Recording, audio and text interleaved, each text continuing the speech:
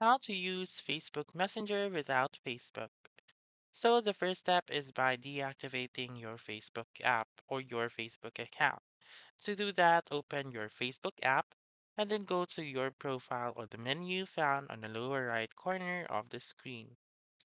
Once you have done that, just do this first. Once you have clicked menu, it will look like this one. What you're going to do is to scroll down and look for settings and privacy right here. Click on it, click on settings, go to personal information, go to manage account, and then wait for it to load. Then click on deactivate, and then you should enter your password.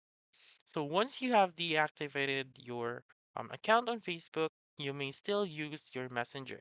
So once you open Messenger, you may see a notification that will pop up that it says that your Facebook has been deactivated, but Messenger will still be used. So that's it. That's how you can use Facebook Messenger without Facebook.